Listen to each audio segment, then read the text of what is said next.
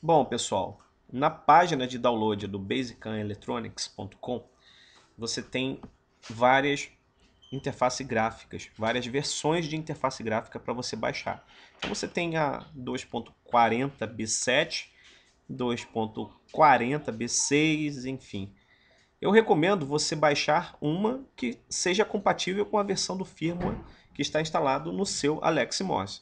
Se por acaso o firmware da sua placa for muito antigo e você baixar a versão mais recente de GUI, ele simplesmente não vai funcionar. E ele vai dizer para você que é necessário você baixar uma versão mais antiga ou uma versão que seja compatível com o firmware que está rodando dentro da sua placa Alex Morse. Ok? Então, eu recomendo que você tente uma versão antiga, ou enfim, vai tentando aí a versão, versão por versão, até que finalmente você consiga rodar uma que consiga funcionar com o seu, com a sua placa Alex Morse, ok? Eu, por exemplo, baixei aqui a versão mais antiga, porque eu sei que o firmware da minha placa é de mais ou menos 2 anos atrás, ok? Então, eu baixei aqui o software, tá? Esse 2.0 B3, e através dela você pode fazer o update da sua própria placa e jogar para uma versão mais recente. Ok? Então a gente vai executar aqui a versão. Observem que eu tentei aqui a versão 2.40b7, não funcionou, então fui para 2.0b3. A 2.0b3 funcionou numa boa, né? Então a gente vai lá no painel de controle, em Device Manager ou gerenciador de dispositivos. Mais uma vez, a gente vai lá em portas com L e LPT e vai anotar aqui qual a porta com que a gente está usando, né? Então, executa lá o simplebgcgui.exe. Como isso aqui demora um pouco para carregar, eu vou dar pausa. Quando ele retomar, a gente volta de novo aqui a falar, tá? Porque a interface é feita em Java. Em outras palavras, você também precisa ter o Java instalado na sua máquina para que ela funcione de acordo, ok? Pronto, finalmente carregou, ok? Então a gente precisa agora conectar, conforme nós vimos aqui no gerenciador de dispositivo, porta com 36, né? No meu caso é 36, no seu pode ser a porta 4, 5, 9, 15, 20, enfim. Não há absolutamente uma regra muito clara para qual porta o gerenciador de dispositivo exibirá, né? Já que no momento da instalação do driver, ele vai procurar uma porta com disponível e vai disponibilizá-la para conexão com o seu drive controlador, ok? Então tá lá, aqui selecionado já a porta com 36, ok? Tem a porta 13 e a 36. Então selecionei a 36, por enquanto ele diz que não está conectado, eu vou clicar em Connect. Conectei, ele disse que a placa é a versão 1.0, o firmware instalado na minha placa é a versão 2.2b2, vamos ver se a gente acha esse firmware aqui, 2.2b2, 2.1, 2.2b2, o meu firmware é esse firmware aqui. Então eu estou usando uma interface gráfica bem antiga. E a gente pode fazer um upgrade, né, para SimpleBGC 2.3.b5. Posso tentar também fazer direto para a última versão, que é essa versão aqui, ó, SimpleBGC 2.40b6. Vamos tentar fazer esse upgrade para ver no que dá, ok? Então, tá aqui o meu painelzinho. Observe que aqui em cima você tem uma espécie de bússola, ok? Aqui você tem um reloginho que mostra a posição roll do gimbal e a posição pitch do gimbal, outro reloginho. Se você mexer lá no gimbal, essas posições se alterarão de acordo com o movimento que você faz no gimbal, né? Então, por exemplo, se eu fizer a câmera olhar para frente, observe qual o movimento do pitch, para onde o pitch está apontando. Se eu fizer a câmera olhar para baixo, observe como fica o pitch.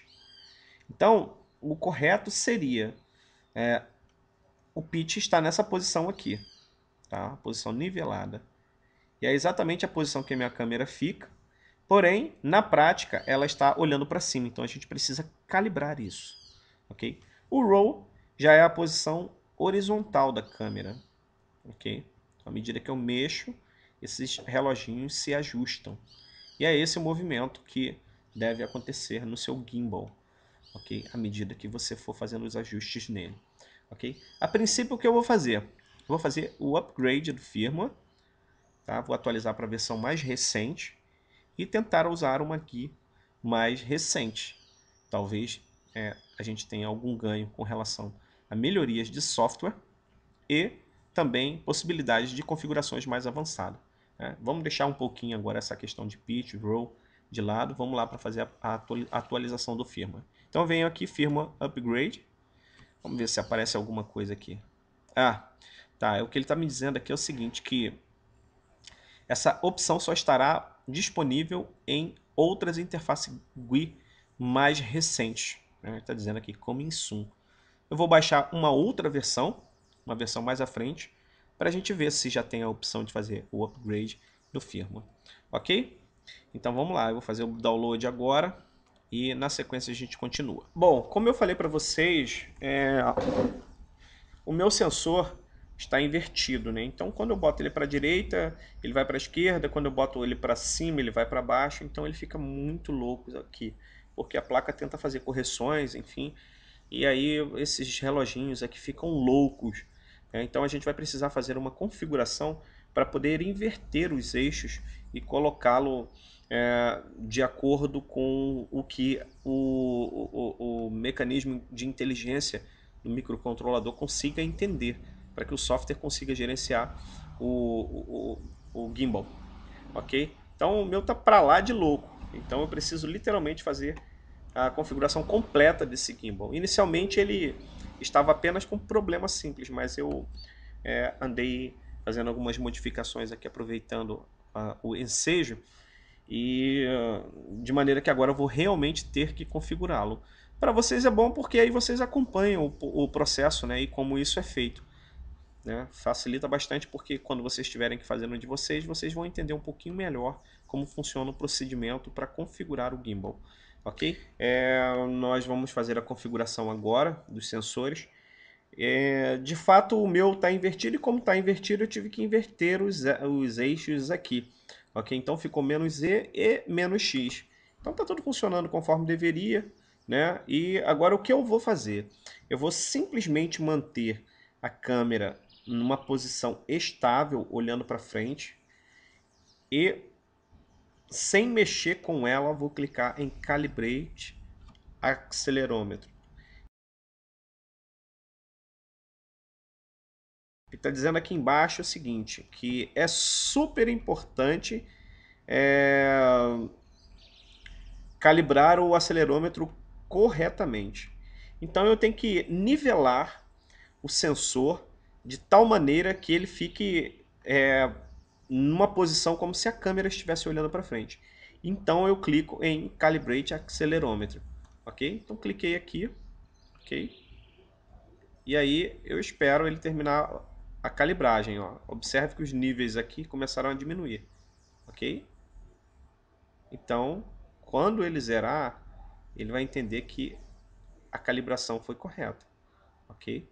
Então, lá está, calibrado, ok? Ele vai entender que essa posição, ou seja, a posição que você manteve a câmera fixa, é a posição de startup do gimbal, assim que você colocar a bateria nele. Então, a câmera vai parar exatamente na posição que você calibrou o acelerômetro, né, que teoricamente é a posição nivelada. Então, é muito simples, ok? Clicou em Calibrate, segurando a câmera, tá? Depois eu vou tentar colocar uma foto para vocês verem o que eu quero dizer com segurar a câmera nessa posição. Como se ela estivesse bem nivelada. Observe que aqui o roll eu mantenho ele o máximo no nível possível e o pitch também, né? Então eu mantenho a câmera fixa, segurando a posição ali do gimbal, como se a câmera estivesse olhando para frente, e clico em Calibrate. E espera. Aí você vai ver uns níveis aqui, e à medida que esses níveis forem baixando, ele finalmente fará a calibragem, encerrará a calibragem do gimbal, ok? Então, feito isso, o seu acelerômetro está calibrado, ok? Então, Aqui você tem as definições de power para os motores. Né? Eu posso botar mais ou menos power. Normalmente, quando tem força, quando o power é menor do que o demandado pelos motores, o que acontece? Qualquer tremedeira, por mínimo que seja, no seu quadricóptero, a sua câmera vai tremer. Ele vai fazer isso, ó. Ó. Consequentemente, o seu vídeo não vai ficar estável. Então você tem que ir gradativamente aumentando o power até que você obtenha uma resistência aos movimentos, né? Normalmente ele faz isso, ó. Quando há um movimento muito brusco no quadricóptero, ele faz assim, ó. Aí vai voltando lentamente para a posição. Se ele estiver fazendo isso com muita frequência, é porque você precisa de mais força naquele eixo em específico onde um problema está acontecendo. Normalmente é o eixo do roll, né? Esse eixo que mantém a câmera olhando para um lado ou para o outro, ok? Na horizontal. Então você acrescenta o power.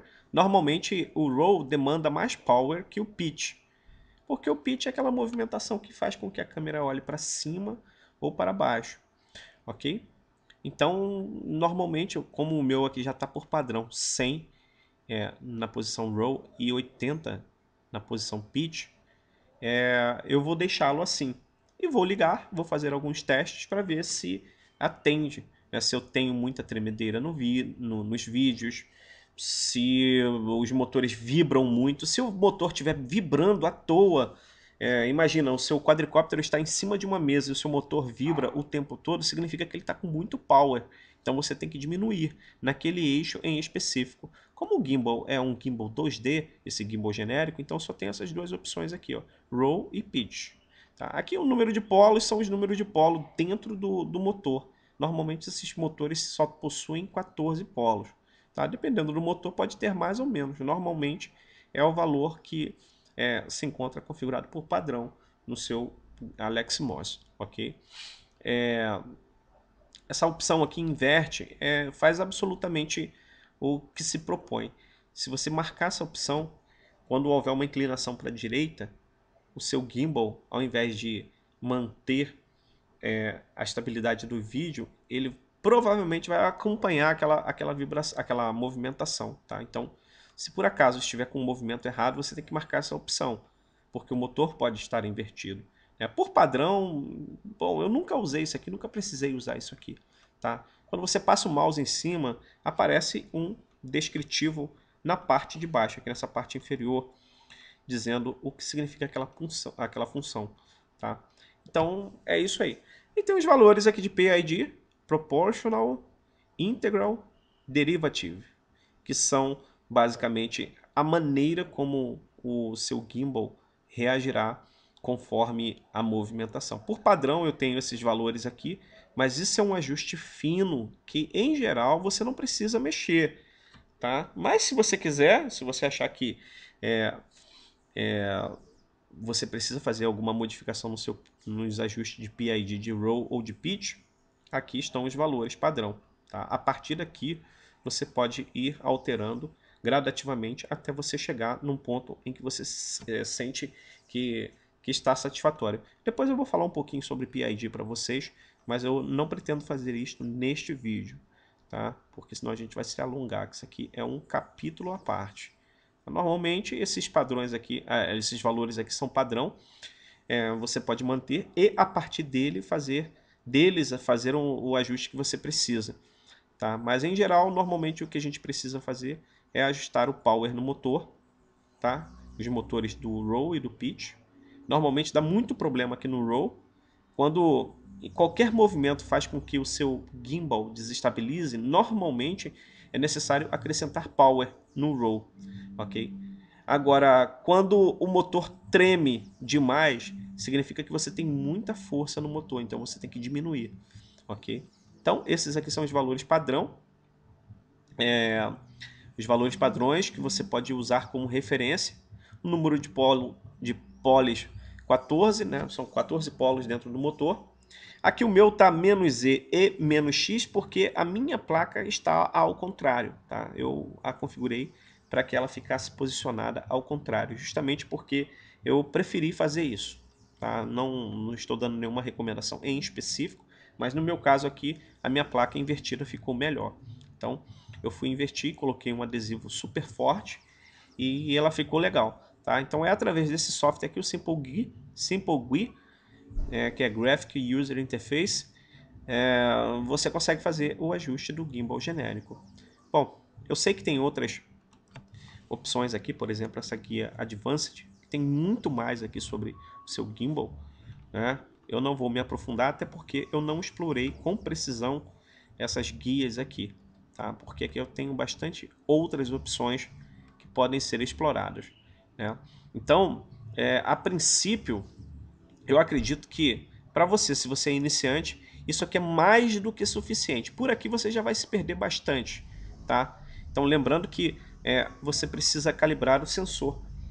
O principal é calibrar o sensor, manter lá o seu gimbal numa posição estável, como se a sua câmera estivesse olhando para frente, clicar em Calibration, Calibrate Accelerator e Calibrate Gyro, ok? Quando você clica aqui, ele vai fazer a calibração, certo?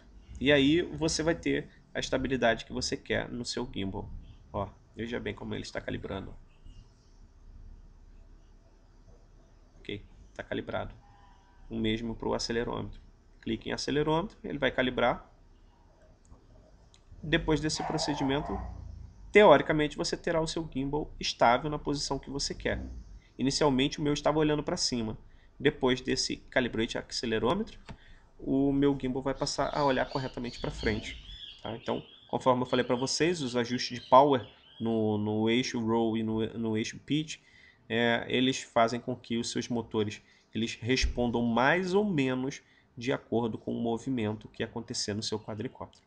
Valeu, gente. Eu espero que essa introdução à configuração do gimbal tenha sido já suficiente, né? E que você possa aproveitar e até explorar mais as opções que tem na interface gráfica de calibração do gimbal. Mas a princípio é isso aí, tá? Mais tarde eu vou explorar aquilo ali mais e à medida que eu for aprendendo eu vou ensinando, porque em momento algum eu, eu me considero um usuário advanced, um usuário avançado. Muito pelo contrário, como vocês eu também estou aprendendo. E aquilo que eu estou aprendendo eu vou passando para vocês à medida do possível. Falou? Então tá, tudo de bom, um abraço e até a próxima.